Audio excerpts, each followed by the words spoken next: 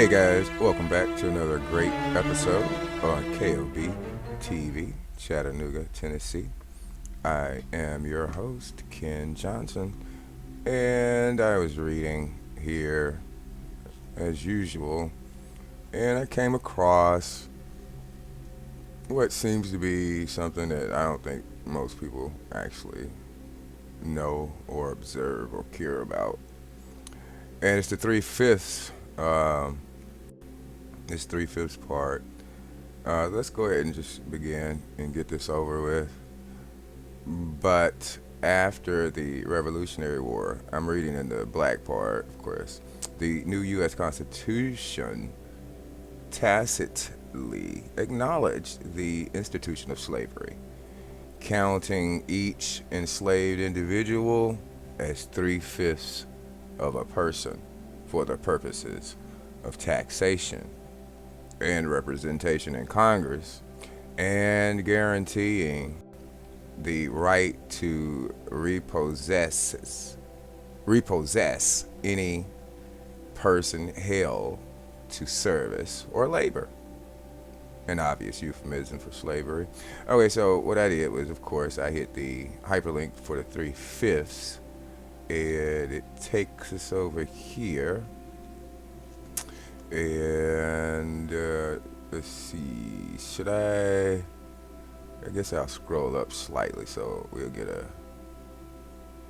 Okay, this is the very beginning, guys, of it. It says a history of the Electoral College debate over the system used to choose the president and vice president of the United States is as old as the Constitution itself. So, let me make sure I'm in the right part. No, I'm not. I need to scroll down just a bit because it's a little high up. Okay, let's go from there. At the time of the Constitutional Convention, the majority of the new nation's citizens lived in cities like Philadelphia or Boston, while the southern states were more rural and sparsely populated. African American slaves made up a full 40% of the South's population. That's almost half, guys. And Southern delegates wanted them to be counted along with white citizens when it came to calculating how many representatives their state would receive in Congress. Northerners, on the other hand, argued that slaves were property and didn't require representation. So, this is really what the fighting and all that stuff was about, guys. It wasn't about slavery per se, whether it's right or wrong. It's the use of it. How can we utilize it better? Save face in the world, in the international eyes. Says this ugly debate was resolved with the so-called three-fifths compromise. Now that's pretty much it, guys.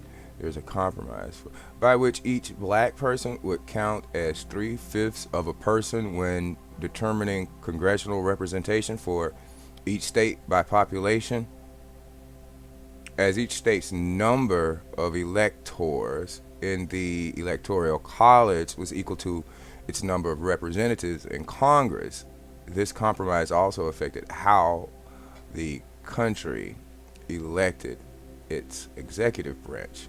So, we don't really need to go much further. It pretty much tells you that they initiated this the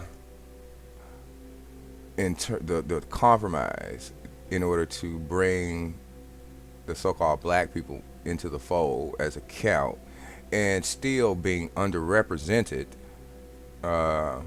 And see, that's where the real fighting comes in bloodshed, because they knew if at 40%, you're 40%.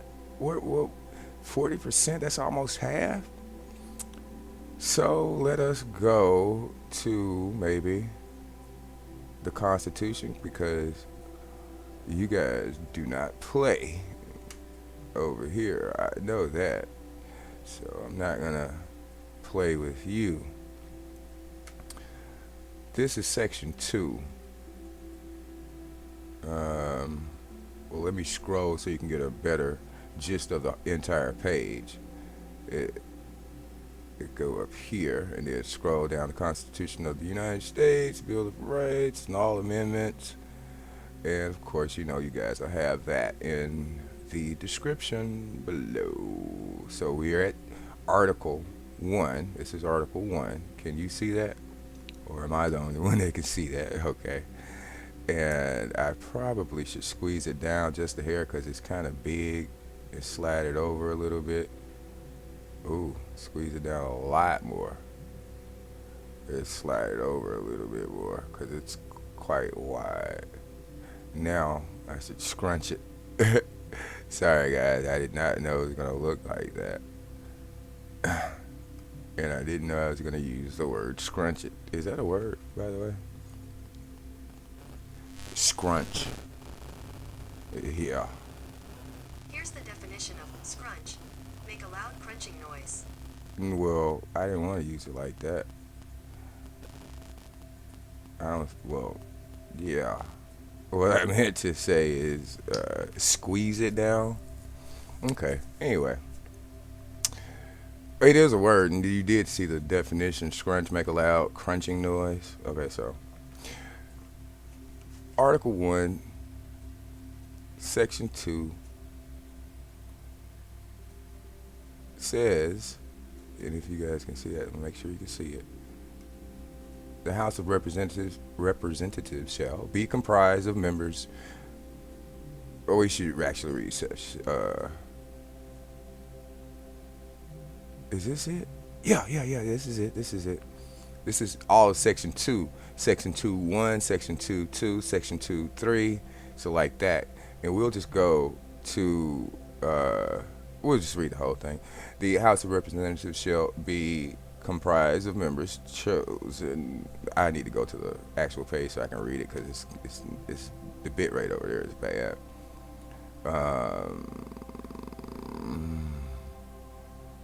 Let's just go to right here.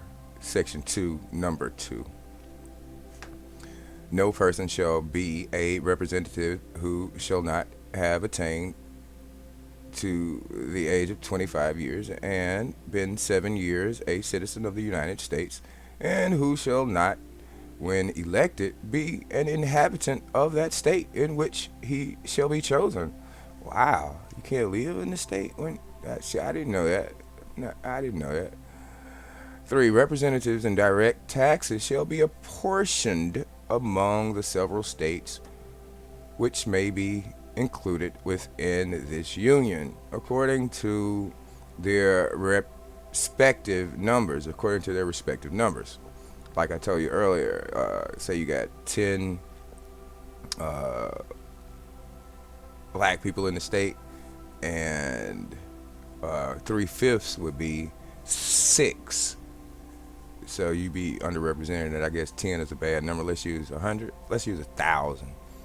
So you got, let's use 100,000. You got 100,000 slaves in this particular state. Well, if you're gonna count them 3/5, you're only gonna count 6. What did I say? 100,000? It was 60,000. Yeah. And so they will instantly be underrepresented. Yeah.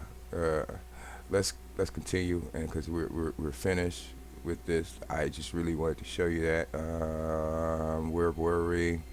Okay, 3.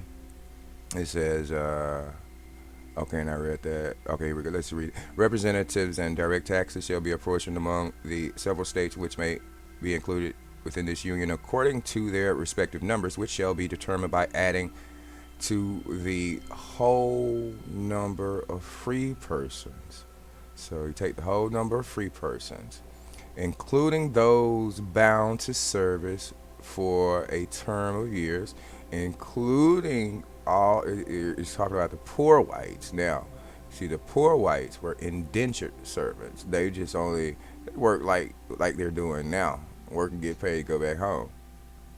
Same thing, but they didn't actually get beat or they couldn't get killed because I think they signed a contract for a certain amount of years, and once that time was up, then their freedom from that kind of work was, of course they still had to work because they still had to eat.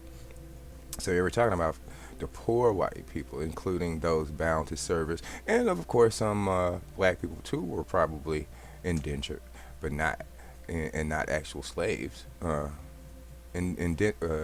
to service for a term of years.